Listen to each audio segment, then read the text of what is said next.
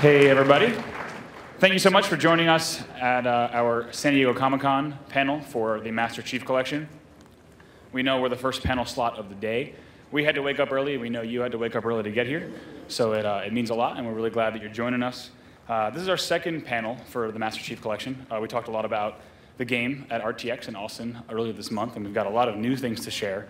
So I'm really excited to get started, and I'll start by introducing everyone. My name's Andy Dudinsky. My friends call me Bravo, and I'm community manager for Halo at 343 Industries, and I've got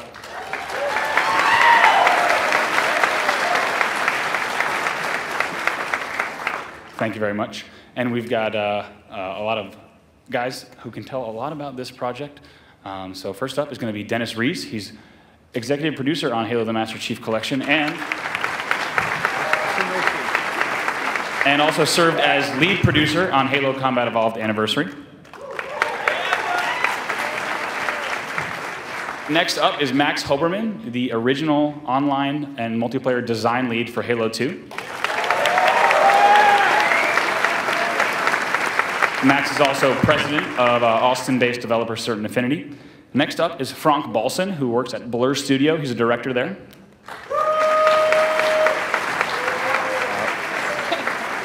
Blur is a studio that some of you might be familiar with. We're going to talk a lot about their work, but they've worked on things like the Halo 4 TV trailer, as well as Halo 4 Spartan Ops. And next up, certainly last but not least, is a man you all know, Frank O'Connor, franchise development director at 343 Industries.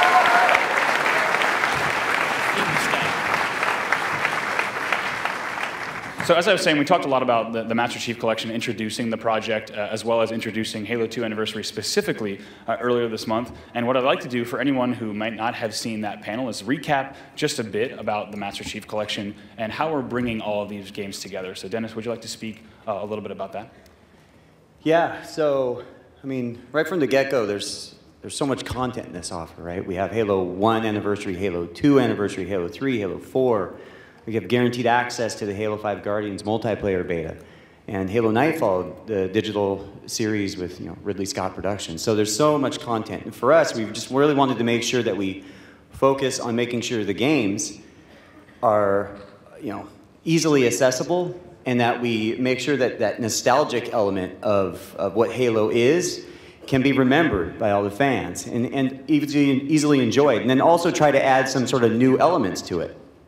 So, cool. We want to hop over to the build? What's that? Okay, good. Great, there we go. So we have our main menu up here. Excellent.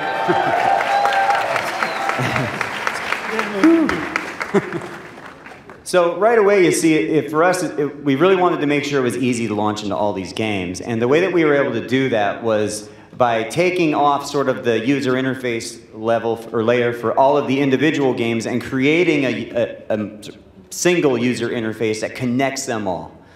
And that really allowed us to do some pretty cool things so that you could just jump in here and immediately just start playing any game. Since they're all on one disc with the Xbox One, we were able to do that. And so as we looked and we started thinking about, we want to make sure people can have those same great memories that they were always playing. Back in the good old days, so we unlocked every mission. We didn't want to have to make people play through each game all again so they can get to those favorite missions that they love so much about each of their games. Well, when we did that, that opened up new opportunities for us to allow people to play Halo the way they want to play Halo. So if you out there love vehicles, you can come into, say, Halo CE Anniversary and just play maps, all the missions that actually have vehicles on them. So now you can really begin to customize how you want to play Halo. It gets a lot more interesting when you start applying that logic across all games. So suddenly you can have the incredible Master Chief Saga Marathon, where you just start from the first level of Halo 1 and play non-stop to the end of Halo 4. Yeah, seriously, dude. I guarantee a good portion of this audience is going to give it a try. Please take frequent bathroom breaks, please. Have you done this, Dennis? Yeah. I'm in test right now. Yeah. It's not pretty. No, but a lot of fun. I'm really excited for all the fans to begin to play, Halo sort of as they want to play Halo. And for us, that was really important to make sure we had this as sort of like a single experience. Well, campaign is only part of what Halo is. There's a lot more. There's also multiplayer. And multiplayer is, well, quite incredible with Halo, especially when you start to think about all of the maps that exist. There's over 100 multiplayer maps. We're talking every single map created for Halo, which includes all the PC versions as well. So when you start like cycling through some of these, it just gets kind of ridiculous. Yeah, it's a lot of maps. So making sure all of this content was easily consumable was important to us. And so, you know, we wanted to set up a process where you go in, you search for a match, and then what it does is it brings, based on whatever game you love, in my case it's Team Slayer, but you jump in, you're matched with a bunch of people who also love Team Slayer, and then you get to vote on what version multiplayer you want to play. So if it's Halo 1 and everyone in your party wants to play Halo 1, you can do that. It's going to load up the original multiplayer from Halo 1. That's right, the original multiplayer from Halo 1, as it existed back then, never before able to play over Xbox Live until now on console. So this is pretty awesome. With all of those PC maps as well, then you can do it. You can play Halo 1 multiplayer with all your friends. When you're done, you'll come out, and then you'll end up going back and selecting another version of multiplayer. It could be Halo 3 or Halo 2. And it's just a seamless experience. So it's a lot of fun. We think the fans are really going to enjoy it. And you know, we also had to make sure that we could do some other cool things, specifically around control schemes. One thing I know that Bravo loves, and made sure that I bring it up here, is the universal control scheme around Bumper Jumper. That's right, so finally you can actually enjoy Bumper Jumper for all of your favorite Halo games. And you can actually have that same control scheme one right after another. Yeah, so for us it was actually really exciting to sort of create a unified experience. Yeah, let's talk a little bit about, like, really at the onset, when you looked at, as we mentioned, you're a lead producer for Halo Combat Evolved Anniversary as well. When you looked at that project and then looking ahead to Halo 2 Anniversary, what were some of those things right away that you knew that you wanted to do? Well, so as we thought about, as we thought about campaign, we knew it was going to be important for, yeah, you need to switch to. I think we're going to fire up a running build of campaign for the first time in a panel right now. Yeah, that's right. So you guys are looking at Cairo Station. And you know, right away for us, what was really important when we started thinking about Halo 2 Anniversary, the campaign, and remastering it, we had to make sure it played identical to the original game. So what we did was we took the original game code, just like in Halo 1 Anniversary, and we just sort of brought it right over to the Xbox One, and we hooked up two different rendering engines to it. So the original classic engine and rendering engine, and also a completely remastered next-gen rendering engine. This allowed us to do something what we call classic mode. So that at any point in time, you can hit the back button, or it's the view button on the Xbox One controller, and you can see what the game looked like 10 years ago. So here's what it looks like today, and this is what it looks like 10 years ago. Yeah, it's pretty significant. Now the awesome part is with the Xbox One, that switch is just instant, or just instantaneous. Thank you, Max. Or instant. And you know, it allows you to really have no gameplay interference, whereas the 360 version of that version, you know, is a little bit of a fade in, fade out. Additionally, we've added achievements. More achievements in this game than in any other Xbox game. That's 4,000 achievement points for this game alone. That's an incredible amount of achievements, and a lot of them have been changed and rewritten and make sure that everyone can have sort of a new creative way to play Halo. Additionally, skulls. Everyone loves the Halo skulls. They're hidden across the level, and once you find them, you can turn them on and you can modify your gameplay. There are more skulls in this game than ever before. There's over 30 skulls to change your gameplay. And then, of course, fiction. Fiction is always an important part here. So we found only the best partners to work with, and we really wanted to make sure that we told the Halo 2 cinematic story in a very creative and you know, high quality way. And so we worked with Blur Studios.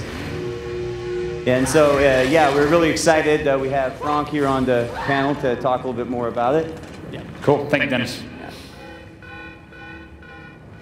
Yeah.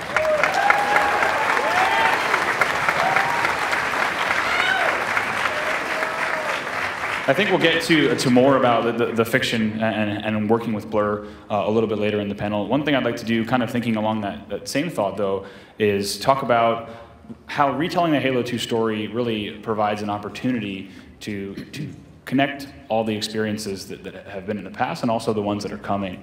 Frank, can you talk a little bit about some of the people in the room, I'm sure, caught the Halo Nightfall panel yesterday, and people as well, of course, excited about Halo 2 Anniversary and how that all of that even connects into Halo 5 Guardians. Yeah, so this is obviously the 10th anniversary of Halo 2. Yeah, I think you guys looking at the UI got some sense of just how much content is just in the game.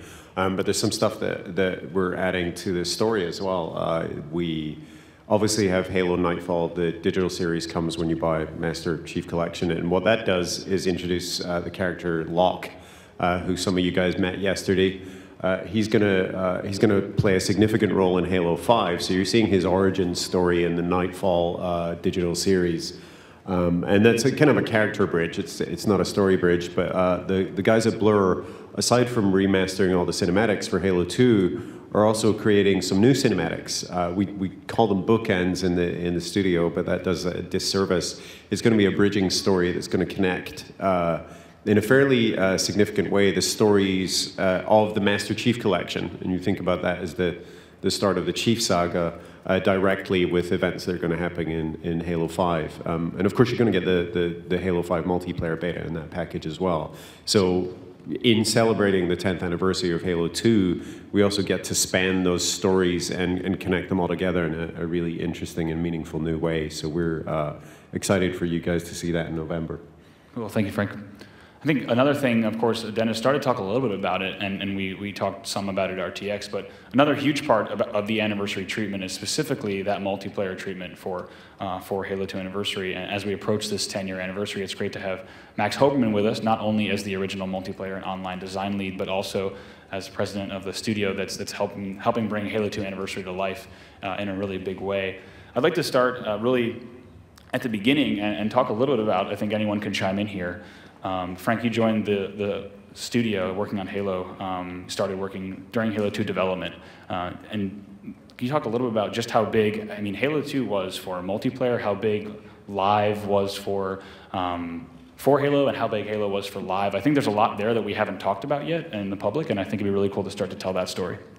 Yeah, when I started on Halo 2 in 2003, and at that point I was working in the industry, but I was basically just a Halo fan, and I think if we polled this audience and asked people how much time they'd spent on campaign, the answer with Halo 1 is going to be anywhere between 8 and whatever, hundreds of hours maybe. But if we ask how many hours you've spent on multiplayer, it's disproportionately more. So in my head.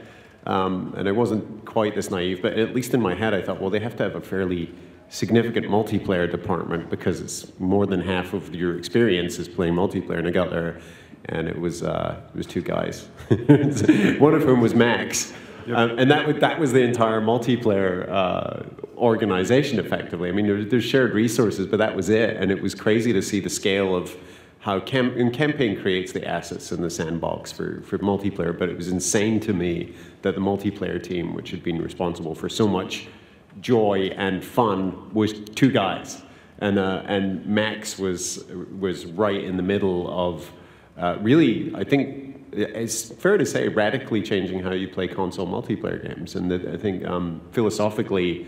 And Max had a really hard time trying to explain this because there's no context for it. So he'd be describing parties and matchmaking. We didn't really have context for it because everything was server lists, and we was playing Mech Assault on the Xbox, and you were sort of finding people manually. And so Max was making decisions that were going to change how Xbox Live itself functioned. So we didn't even have the context to understand what he was really trying to do. But I think the way that he kind of bottled that idea for me was he was literally trying to take the fun parts of being in a LAN you know, the social parts and the engagement parts and the friendships and the energy that's in that room and put that on Xbox Live. So he was trying to solve all these technical problems and all these design issues, but he was also trying to take these slightly undefinable things that you get from that social context of being in a basement LAN party blowing circuit breakers. And that was hard. Until you were actually playing it, it was almost impossible to properly contextualize. Yeah, sure. Dennis and Max, I know you guys, Dennis, you have opportunity over the past few months working on this project to look at some of Max's design documents. You guys want to talk a little bit about those first goals of bringing... Yeah, it was great being in your office looking at some of the original Halo 2 design documents and kind of what you had to do to explain what a party was. You know, just the concept didn't even exist, so you had some really cool notes and stuff like that in there. I thought it was really awesome. Yeah, it was a fun time, and I think kind of to Frank's point, people forget that Xbox Live was so primitive at the time. You know, we were really inventing things from the ground up. So just something as simple as having a friends list accessible in the game, that didn't exist. To check out a friends list, you had to actually exit out of the game back then. So it really started from the ground up, designing in the friends list. And you know, the driving philosophy, like Frank mentioned, was this idea of how do we take this great LAN party experience and how do we, you know, take the best parts of this, take it online. You guys may have heard the term, which I think somebody coined at Bungie, but the virtual couch, and that was kind of our shorthand for this LAN party experience. But yeah, it was tough. It was incredibly difficult to convey the vision for what this was going to be because it was so different. Not, you know, with parties and matchmaking, you can see up on the screen some of the features that we introduced in Halo 2. And this stuff, it was so hard to convey this vision because it was so radically different than what people are used to. You know, people are used to a game server, just go find a server and then hope your friends can get on that server with you. And we were really kind of inverting that and flipping it on its head. And even within Bungie, it was incredibly contentious. You know, there was a camp that said, no way in hell I'm not going to have a game server, and I want to choose exactly what map I'm going to play on. This matchmaking idea is not going to work, to put it politely. So yeah, it was you know, it was fun times. It was quite challenging. You can see up there on the screen. Grab this shot real quick. But there's the friends list. Before you had it on the guide button, and you had it in this kind of universal format. Had to dedicate a controller button for that sucker way back in the day. Nice. Yeah, and we had clan support. We had trying to think what was interesting or what was really kind of contentious. I know matchmaking was a big deal. Yeah, I mean, even pregame, the fact that you had a pregame and postgame lobbies, right, where you could organize yourselves with friends and communicate against the people you just had. Of course, communicate very politely about the match that you had just played. And of course. Yeah, there's a lot of things that I think many of us, when we were first playing Halo 2, certainly took for granted, right? Then we popped in this disc, and all of a sudden we were competing with people that we used to have to lug our Xboxes and TVs over with, as well as competing with people across the world. So I think a lot of that, when Dennis started to tell me around the end of our RTX panel, he's like, hey, Max has this community background where he wanted to, you know, create this social experience where it's easy to find matches are great, and it really starts to make sense when you think about the framework of Halo 2 and Xbox Live. Yeah, you know, when I was working on the online features, I was to a certain extent, I was in a vacuum. I didn't really have a lot of direction. I did have a lot of community background. At Bungie, back pre-Halo days, I was responsible for managing the community for the Myth games online for BungieNet. So I had some experience, and I had some ideas, things I wanted to do, like parties was my own kind of crazy concoction. And then matchmaking was the one place where I actually felt like I got some creative direction from Jason Jones, actually, one of the co-founders of Bungie. And it was really interesting because his creative direction, when I kind of explained what we wanted to do with matchmaking, what Jason said to me is, all right, you know, two things you need to be really careful about, two things you have to do. Number one is you have to make it so that it's like a candy machine. It's like, what do you mean? Every time, like a gumball machine, every time you put a quarter in, you get a piece of tasty candy. I'm like, okay, all right. And then number two, once you're in matchmaking, you need to make it easier to stay in than to get out. Make it easier to keep playing than to leave. So I took that as creative direction to heart and interpreted that, and that's why at the end of the match-made game, for instance, you stay in that group and another game automatically starts up. That cycle repeats itself automatically. that was my translation of his very odd creative direction. Thank you, Max. I think one thing that has become a tradition, and you guys should let me know if you'd be interested in this, but we've been revealing which maps we're remastering at each panel, and I think maybe we could do that again. Is that something you guys would like to see? Cool, Max. Max, I will actually let you do the honors. I think we're about to make it a tradition. So yeah, we talked when we were at RTX. We were talking about the multiplayer maps and the fact that all of these multiplayer maps that were so popular for Halo 2, maps like Midship and Lockout and Ivory Tower and these others, they were all designed right from the get-go. And we had such a small team, as Frank was mentioning, that we really had to kind of get our plans in order and get them locked. And that's actually true of all of the maps except for one. Does anyone here know which one map we added very, very late in the game? Shout it out if you know it. Zanzibar! Tombstone, interesting. What? Say it again? Zanzibar, I heard it. That's right. So, we're bringing back Zanzibar. Very excited about that. The original screenshot even? Yeah, that is an old screenshot. Yeah, that is an iconic shot. I think it's even a pre-release Halo 2 shot. But Max, we've got some concept art from your team back home showing off the new direction for Zanzibar in Halo 2 Anniversary. Yeah, so these are just some of our concept artists at Circfinity showing off some of these concept drawings, but you get a sense for what this thing will end up looking like. And I think we even have some screenshots, maybe, of a work in progress. Yeah, this is a first look at Zanzibar in Halo 2. Yeah, work in progress, keep in mind. Keep going through these. We brought a handful of screenshots here, and the last one's my favorite. But so yeah, and once you go inside the base, check this guy out. That's awesome. So it's super excited. Our artists are working hard to get this thing done, and it's looking amazing. It's just as fun as it always was. And I think you want to talk a little bit about this map? Yeah, I'd love to. Whenever you and I get in a room, I feel like we end up talking about the original designs and how they all came about. And as you mentioned, Zanzibar was not one of the maps that was designed from the onset, yet it added so much to Halo multiplayer. Specifically in the fact that how it would work for asymmetrical round-based game types, and how that was a totally new thing never before seen in Halo. And I think sometimes even that is taken for granted as well. So we could talk about some of the goals that you had with Zanzibar, and also the fact that why it came about and why it came so late in the game. Yeah, we had all of our maps locked, and then I think the last E3, if I recall, before we released Halo 2. Pete Parsons and Jason Jones came to me and said, "Hey Max, the campaign. There's just no way we can spend any time on E3. So multiplayer seems like it's in pretty good shape. So we need you to figure out what we're going to show at E3 this year. That's for multiplayer only. And keep in mind, I had a 2-man team. I think we were up to 3 people at that point in time. That was quite an undertaking to be responsible for our E3 showing." So we took a look at what we had, and we looked at all the maps, and we knew that we had a lot of really fun maps. We were having a great time playing them, but we didn't really feel that we had anything that really kind of showcased. Just put it simple, we didn't have anything that was really sexy enough. Anything that showcased some of the really cool stuff. Now we had some resources. We had some of the guys on the single-player team, the campaign guys, able to help us out. So we actually designed the new map. I think we did it, Chris Carney and I did the paper design for this whole map, Zanzibar, in over 1 weekend. That's it right there. That's the original paper design. When we really wanted to design a map for this One Flag CTF game mode, which I'd kind of dreamed up, and we had it working on some of the maps, and it was fun, but we didn't really have a map that was kind of designed from the ground up for this game mode, this asymmetric round-based game mode where you had everyone on one team, on offense or defense. So yeah, we decided we'd showcase this One Flag CTF on this map. You can see the red line on there. That's the original plan for the vehicle path.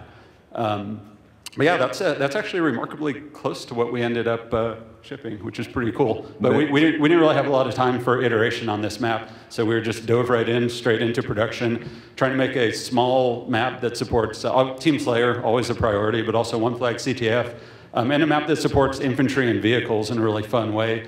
which we didn't feel like we had actually tackled previously. So this was one of the first ones that we felt really kind of nailed it. Lots of vehicle paths and infantry that has to cross the street, so to speak. Mm-hmm. Can you tell them your original vehicle plan for Zanzibar, the one that you ended up taking up? Oh yeah, I was telling these guys earlier that I was looking through some of my old notes. It's been a while since I worked on this stuff, and for a long time I actually planned on putting a Banshee on this map, which was just crazy. I don't know what I was thinking. Would have been fun, but it was crazy.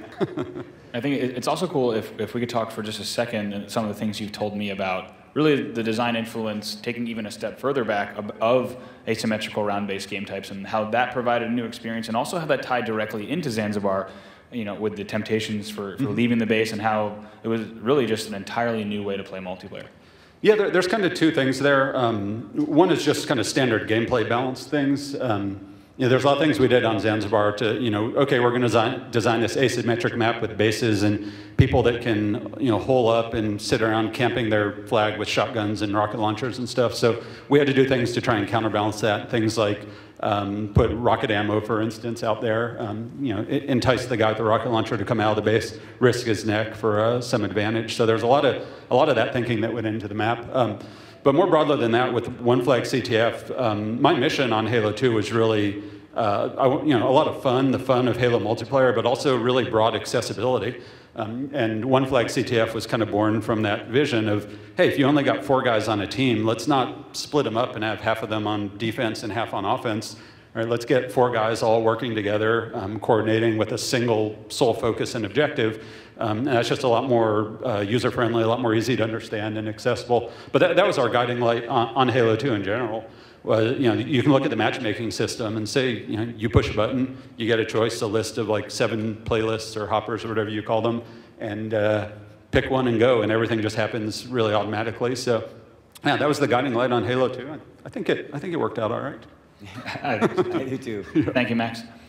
Dennis mentioned earlier, talking a little bit about the work that Blur is doing. We have Frank joining us for the first time to talk about some of that. Frank and Dennis on the 343 side, at what point did we know that we really wanted to work with Blur when thinking about that anniversary treatment? After the launch of Halo Wars, when they did all of those pre-rendered cinematics, is pretty much, such high quality, and they were top on our list, the first people that we contacted when we knew we wanted to do this work. Yeah, absolutely. Awesome, cool. And Frank, do you want to talk a little bit about just Frank and Frank, talk a little bit about... You have to be more. We put them next to each other on purpose to confuse everybody. Cool, you guys want to talk just a little bit about what this project entailed, right? The goals from the onset? So, you should go ahead. Okay. Frank. Of course, like the goals and like the challenges were really to try to take what was pre-existing, all the badass cinematics you guys had in Halo 2, and like, okay, how can we plus it, but still stay true to like the original game? And of course, you have all the new tech that we have today. We can do motion capture, we can do facial capture. Animation softwares have become great and everything, and even like cinematography-wise, like we can make it look really sexier. And that's what Blur is known for, making stuff blow up and chicks running around looking really good and all that kind of stuff. So that's what we wanted to try to inject into those cinematics and make, the action parts even more exciting and all the emotional moments like even more emotional. Yeah, right now on screen we have a few of the shots that I think some have been released and some have not. So while Frank is talking about a little bit of that, we'll show some of the assets that you guys are working on. Badass Arbiter. Yeah, and this is it's a little bit unusual in that it's not a one-to-one recreation for obvious reasons of the original Halo 2 cinematics. You can still play the Halo 2 cinematics in their original form, but because these are obviously high-quality, high-definition video, you're going to have to make a choice before you start. You won't be able to switch like you can in classic mode. This was philosophically unusual in that we aren't doing a one-to-one recreation. This is really a treat. This is sort of a reward for enjoying the game for 10 years. It's our reward for making it. Oh, yeah. Tartarus. That's awesome. Yeah, that is cool. And also, Frank, if you think about like just the sheer amount of cinematics that were in Halo 2, right? There's quite a lot of footage there to cover. Oh yeah, no, for sure. This was like one of the big challenges. We have like close to like an hour footage in full HD and an insane amount of assets to wrangle. I mean, we have like close to like 60 different characters, 50 environments, 100 props and vehicles. And one of the things too is that it's like the whole Halo 2 story arc is very much based on the characters and how they interact together and dialogue. So one of the main things that we really wanted to focus on was, okay, how do we make it so that, well, all the humans and all the alien creatures just have those emotions, you know, read on their faces. So that's why, you know, we used, you know, great actors and 2 different types of facial captures, one for the humans and one for the alien species. And I mean, from what I've been seeing so far, it's looking pretty cool. Oh yeah. Awesome. And Frank, from a story standpoint, I mean, I think one of the first things that I saw when this footage and these stills started coming into the studio, I think I speak for everyone, I say, when we were just floored with how good everything looks. And one of the first things that I thought of was what this adds, you know, in terms of storytelling and letting people really sink into the fiction. Yeah, I think, you know, one other thing, we're looking at the visuals. We're also re-recording all the music with the Skywalker Orchestra in a slightly more modern surround mix. So there's a lot of fidelity being added to the whole experience. And I think, as Frank said, it wasn't just a case of making everything better. It was, you know, there's more modern cinematography going on. There's different staging of the shots. So again, if you could switch back and forth between the two, you'd see radical differences, not just improvements. Right. And I think that it does a great credit to how enjoyable the original story is in how much it's lifted by that process. So I think that you get to enjoy the nostalgia of having loved that story, and you also get to recognize how far things have come technologically and artistically over the last decade. Yeah, I think we've got a making of video that Frank, you and your team put together specifically for this panel. So this has not been shown anywhere else, and actually will not be shown anywhere else. So we're going to go ahead and move to that in just a moment, right here. It would be better with the music. It'd be good if we could get that house audio.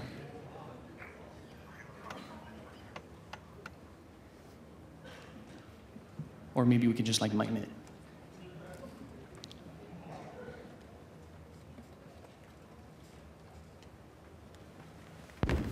Ooh. There we go. Boom. All right, let's give this a go. Round 2.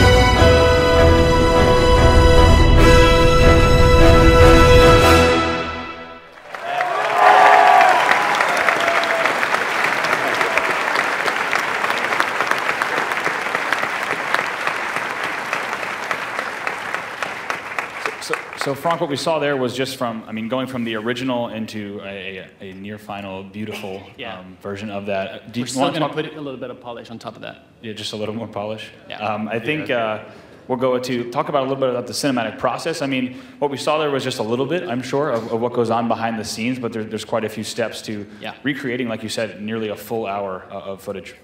Yeah, for sure. So I mean, we're not going to have like pictures for everything, but I'm going to try to like condense it as much as I can because once I start talking about my job, I mean, you guys are still going to be here in 2 hours.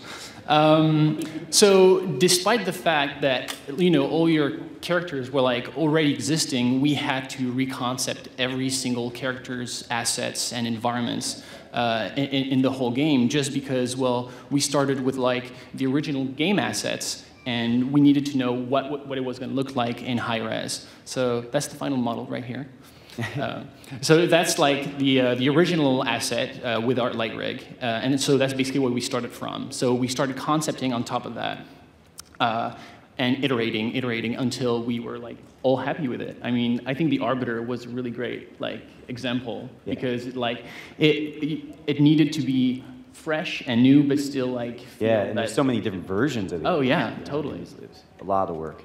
Yeah. It really came in good. So once this thing happens, like we concept everything, and then we just want to make sure that everything we have inside the cinematics just connects with the game. So that's why we need to make sure that all the designs are like cohesive. And if we take a look to like Sergeant Johnson a little bit better, just because he's like one of the main characters. Because he was a human, we were like, okay, we're going to go the mocap route. We're going to need to have like great facials, and so there is no other way for that than just like cast an actor that can do the body performance, the facial performance, that can act sitting. So there was actually a really funny story how we came to work with Damien. Is we were actually casting a lot of people, and then he just showed up at the studio to visit one of the animation supervisors, and we look at him and he's like, who's this guy? And he's like, oh yeah, he's an actor. Like, can you come? Can you just like read the lines? And he just like read the lines. We're like, okay, you know what? All the other guys, we're done.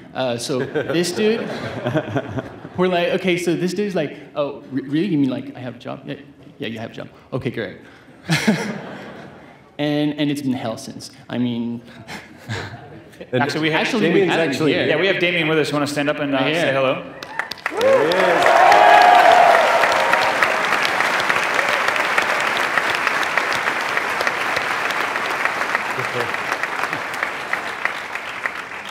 I think, Franck, you were mentioning just that because you mentioned how about in Halo 2 it's so dialogue focused and emotion driven, and Sergeant Johnson probably maybe the person with the most expressions right in the game. Oh yes, especially in the face.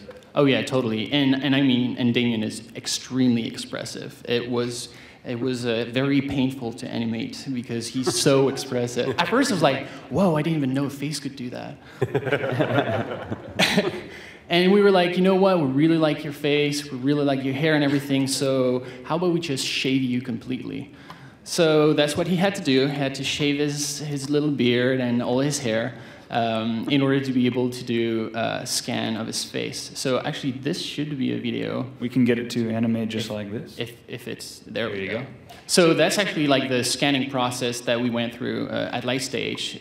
It's like this crazy complicated piece of technology, but what you get at the end is basically like a really, really super defined model with like all the textures, how the skin reacts to the light.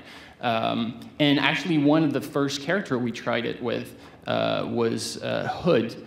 And the guys at Lightstage sent us back the model, like with their like rendered and everything, and we looked at it, and it was like disturbingly like real. It was like crazy. And then Damien's scan came in, and all the other actors' scans came in. We actually scanned, I mean, I can't remember how many, I think like close to 10 or 15 people for this. And so we're going to move on to the next one, which is basically once this has gone through like a lot of process, which is like modeling and modeling the rest of the body. I think this one doesn't have the hair yet, so basically it goes with like the hair, and we add like a little bit of a 5 o'clock shadow. And then once this is done, this is like kind of like a temp render to figure out, okay, is it too glossy, is it too reflective? But we need to know if this is going to work as like a final image. So the supervisor of the project did like a quick like comp, like adding all the bells and whistles, and I think it's the next image. There you go.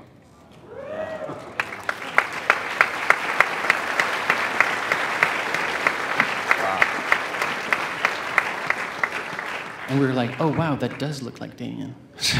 He's sitting right next to it. Yeah, I know. This is kind of weird from our view up here. view, It's like side by side. Although that does look like the sexier version of Damien. Yeah, sorry. Yes, more distinguished. So the next stage, once we have all those great models, of course, we model all the characters, all the props, the vehicles, all those like insane environments. I mean, those environments are so huge that it demands like a lot of work. But basically, once everything is created, then we have a step called rigging, where we put like bones and all that kind of stuff so that characters can move around. And in parallel, we do mocap. So I'm sure a lot of you guys know what mocap is. A lot of actors with like tight spandex suits and little reflectors on them. And this, I mean, what was really new and like hard on this project was the amount, again, like the volume of stuff to do. So we shot for like 24 days. 24 days of mocap to be able to create like the whole content. And what was really tough, and that's where having great actors proved to be essential, was we had to act to the original VO to make sure that the timing was going to be correct and that we could use the original VO on top of the actors. And because like your body performance is completely linked with what you say. So in that regard, we used the first facial mocap, the first facial mocap system that we use is like, you've probably seen a lot of making up, where you have like guys wearing helmets and like a little camera in front of them. And we use that for like all the prophets and all the brutes and the arbiter, all those guys, so that whenever they were going to say a line, it wasn't just going to be like, and those like mandibles moving and where it wouldn't make sense. Like everything actually works perfectly and syncs really well with the VO. Yeah, you had mentioned also how oftentimes like you have the face acting, I think, but sometimes separate from, the actual motion capture, and how I can't remember which actor and character it was, but how you had to ask someone to. Oh yeah, totally. So that's pretty much right after this. So basically, you do the mocap, then you bring everything into the 3D software. You create the layout, which is basically making like the blueprint for the whole project. And once this is done, we do the second part, which is another stage of facial capture for all the human characters. And for this, we use a different thing. I think you probably saw it into the video. At some point, you had the actress playing Keys. She was inside this kind of like time travel device. It's like this rig with like dark like neon lights, and actually they had to go like through an hour of makeup to put like fluorescent like paint on their face, and they looked like little Smurfs. It was pretty cool. So basically what it does, it's kind of like, it takes a scan of your face 24 times per second, and what you end up with is like the exact acting from your actor. But what was really tough was to sync the body movement, which, well, the thing is with this rig, you can't move. Like, if you move, every time you're like, no, he's moving too much. No, he's moving too much. You have to move less, move less. And so what was really funny is that at some point during the sequence we just saw, for Keys, she's supposed to run, and one of my comments to her was like, so I'd like you to run more, but move less. And that's like, wait, what do you mean? Like, yeah, it was, and so we had literally, we had Damien sitting on his hands so that he couldn't move. For Keys, I was like sitting behind the chair and like holding her shoulders so that they wouldn't move and they could like act. Yeah, it was pretty intense. Also, and then eventually you get to that lighting in FX, which was the last scene that we saw there. Sorry? Eventually you get to that lighting in FX, and that was that last. Yeah, exactly.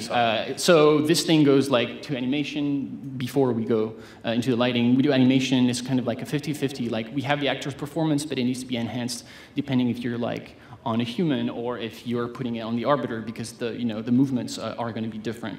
And you can see that it doesn't always work. Like, for instance, like the little grunts, whenever we put the mocap on them, because their legs were so tiny, we actually had to get like one guy running through the whole freaking volume, and he would just run like 3 feet. So that's where we're like, oh, okay, we're just going to have to keyframe those guys. Mm-hmm. But yes, once the animation is done, lighting comes in, and it makes it look from, it starts from gray, and then suddenly you have like light and shadows and textures, and it starts looking real, and it's just also, like freaking crazy. I think also explosions. And also, yes. And then effects. Very important part. Yes, exactly. Well, I mean, I think that's what Blur is known for, is like to blow shit up and stuff like that. Yeah. I mean, that's what we're good at. And I actually think we brought. I think we did. This is going to be I think a world premiere of the latest footage that you guys have brought, complete with a lot of explosions. So let's roll that.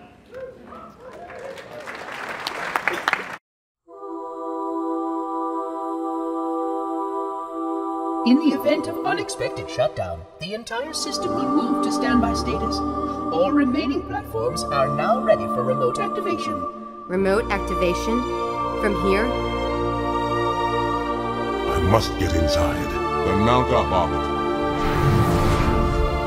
Your pal, where's he going? Earth.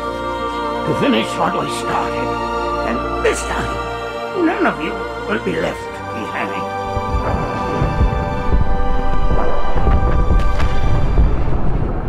Don't make a girl a promise if you know you can't keep it.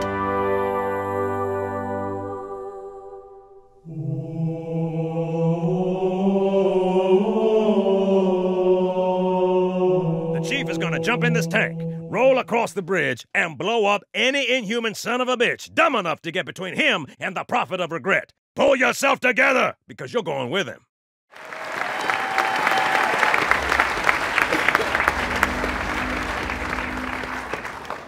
Awesome. Thank you, Frank. I think leading up to the launch of the Master Chief Collection and Halo 2 Anniversary, we'll have some more tidbits to share as we get closer. And of course, November 11th, everyone will be able to play through that campaign fully remastered. Before we finish up, we've got a few things. The first of which is that after the Q&A, we will have a giveaway, which is going to be let me actually hold it up. Let's see. We'll have the details shortly, but this is an exclusive 1 of 4 Halo the Master Chief Collection, Xbox One. Only 4 were made, and this is actually lasered onto the Xbox One. So we'll have details after the Q&A if you guys do want to stick around. Be sure to stay in your chairs. But we'd of course like to thank everyone for coming. Later today, I think 12:30 at the Xbox Lounge, which is in the Hyatt, we're going to be doing a panel signing where you can also grab an exclusive Master Chief Collection poster that's only available there. You can meet all these fine panelists and talk to them. Maybe we'll probably have Damien swing by as well if he's free. He's free, so he's going to be coming too. Oh yeah, he's free. That's But I think with that, we're actually ready to get started. If you guys have any questions for us, we've got a few minutes for Q&A, so go ahead and line up at the microphones in the aisles. First off, I just want to say great presentation. We appreciate it. And Thank you, man. My question is, are you guys going to be fixing things or leaving things that kind of made Halo 2 unique, like BXR and stuff like that?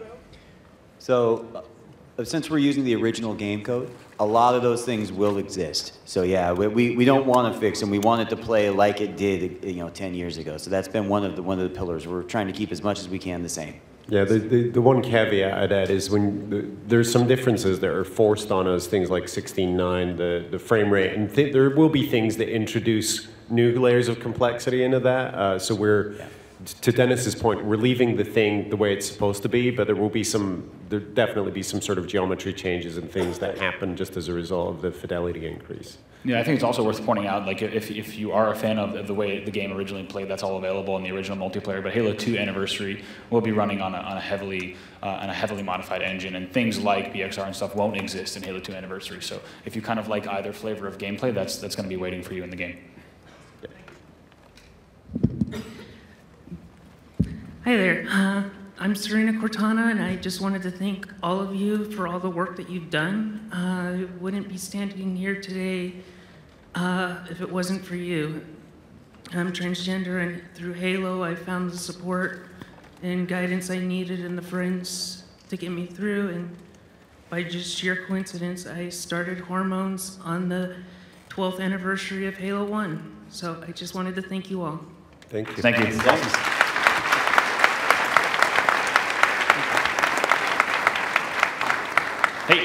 Hey guys. Hey. Hello. You guys are pretty cool, not gonna lie. I love everything you've done with Halo. It's tough to disagree. It is. But I was gonna ask, because Halo 2's Collector's Edition was such a huge thing, is there going to be a Collector's Edition of this with maybe the helmet or something like that? We still have a lot of those helmets, so maybe we can put currently there's no plans for a limited edition. I think you guys are going to dig the packaging itself, and really this is kind of a collector's edition unto itself. I mean, certainly the content speaks to that, and I don't think, bluntly, you're going to get as much gameplay or content for $60 anywhere else this year. Whether you like it is a different matter, but no, at this point, there's no plans for a limited edition of that game. All right, cool. Thank you. Thanks. Thanks. As myself and I'm sure many other people are wondering, do you have any plans for a PC release of Halo 3 or the Master Chief Collection? Well, we have nothing to talk about right now. I mean, it's the type of thing where we're doing a lot of this because the fans keep asking for it. And, you know, if the fans want a PC release, they should keep asking for it. But we don't have anything to talk about right now. We will. Thank you. Hi, Halo Nightfall and the new characters look amazing, but I'm a huge fan of the novels, and I was wondering if we'd see any more of remaining Spartan 2s or Spartan 3s that come back. First off, I love your accent. Thank you. Thanks, Frank. Very, very sexy and compelling. Secondly, the original Spartan 2s are, well, you're going to see one of them for sure, Master Chief. But they're a thing we're fond of, and I bluntly don't want to give away any story spoilers for what we have planned for the historical Halo characters. But there are a lot of really interesting things related to your question that are going to become apparent in the next year or so. Thanks a lot. Thank you. Thank you, man. About what you said recently, I was about to ask for a PC version too, but I have another question in mind. You guys are doing an incredible job remastering these games and really respecting, obviously, the original source material. Did it ever occur to you, like, you're making Halo 1 and 2 look absolutely amazing, and then Halo 3 is probably looking like a 2007 game, like, in comparison? So I was playing Halo 3, the build that came in on Friday. Right before we left. And so, sure, it looks like the stuff that was built for the Xbox 360. But what I've noticed, especially with Halo 3 and Halo 4, is there's a lot of detail. And not just pixel detail, like there's animation detail that's popping out at 60 frames a second that was built into the game that just was never demonstrated. And so I was in the jungle, the beginning level of Halo 3, and there's absolutely new light coming through foliage in different ways, and this was all just in there, and the fidelity is really singing at this point. And I don't want to oversell it. Both of those games were still built for the last generation of hardware, but I think bluntly, Halo 3 and Halo 4 in particular wouldn't benefit from the anniversary treatment anywhere near as much as the OG Xbox stuff. So I think you're going to be really pleasantly surprised by how the campaigns on those look at 1080p and 60 frames a second. It's definitely going to look a lot better and play better on the Xbox One. Yeah, and something I noticed as well, just even things like on the fist of a Spartan, you'll notice the overshield actually has this thin glow that I don't think was ever seen on Xbox 360. So it's yeah, cool. and the rack slide animation on the pistol, and there's loads of things that just pop out that were there, but were hidden by the fidelity at the time. Yeah. Cool. Thank you. Hey, thanks, guys. You said you're remastering or re-recording the soundtrack. And of course, that's a huge part of the series. Everyone remembers, you know, firing up Halo 1 and 2 the first time and hearing, you know, da da da da da. I didn't tone deaf, but you know. So, you were almost there. Any chance of including an isolated score? So just turn down the TV, crank up the stereo, and enjoy that at all? Or? That is, it's certainly possible. It's not on the docket quite yet, but we've had that discussion internally as well, and we'd like to make it available as a standalone thing, but we just have to finish the game before we start worrying about the discrete components of it. Yeah, you'll hear a lot more about audio coming up soon as well, probably around Gamescom timeframe. Yeah. Okay, great. Thank you. Yeah. Thank you. I have a question about Halo 1 multiplayer. If you're bringing back the multiplayer as it was, Is the infinite ammo glitch still there? Because it seems very detrimental to the entire gameplay. Specifically the rocket infinite ammo glitch? Maybe. Yeah, I think there's a lot of things, like looking at, as Dennis started to speak to, and Dennis and Frank, you should chime in as well. There's a lot of things that are intricate to the gameplay. I think there's often you have to draw a line. You know, do you cut off back reloading and things, or what do you keep? So I think largely for Halo 1 and Halo 2, in classic mode, there's a goal to have the experiences play as they did. Yeah. So likely that would remain. If it's in the original code, we're trying not to touch that code, except to make sure that it runs and operates really well on the Xbox One. But glitches like that. I think this is it's a really weird question, because back in the Halo 2 days, for example, we tried to not expose, things like BXR and stuff, because they gave people an unfair advantage. I think our approach this time will be a little bit different and pretty opposite. And where there are things like fun glitches, we're going to try and explain how those work to people so that they're not in the dark. And there's like 5 jerks on the other team not telling them why they have infinite ammo. And so we'll be doing some education on some of those glitchy things. But I think that bluntly, that was a difficult conversation in the first place, because for every person who's irritated by it, there are like 5 people who love that stuff. And so we have to serve 2 different audiences as well as we can. So I think education is certainly going to be some of that process. All right, thank you. Thank you. I was wondering about in Halo 2 how you could use dual SMGs, and that was a really cool thing for me to do, just firing 500 bullets into somebody. But I was wondering if you would bring that back in like a later Halo game. Well, dual wielding is part of the Max's 6 remastered Halo 2 anniversary maps, and in a lot of ways it plays like, it does exactly play like a very modern version of Halo 2 with most of the Halo 2 functionality. So the answer is yes for that. And in the future, Halo 5 and beyond, there's currently no plans to put dual wielding in Halo 5, I'll tell you that. But it's not impossible in the future, but no plans at this time. Thank you. Thanks. Probably got time for a few more before we give away. Actually, I'm being told we have time for one more before we give away this console. Hey, you guys. Thanks again for everything you do. Halo is awesome. My question is, after the success of Combat Evolved Anniversary, when did you guys, maybe specifically you, Frank, when did you know that you wanted to take this concept of reviving the game beyond Halo 2, but to Halo 3 and Halo 4? When did you know that that was something you wanted to do?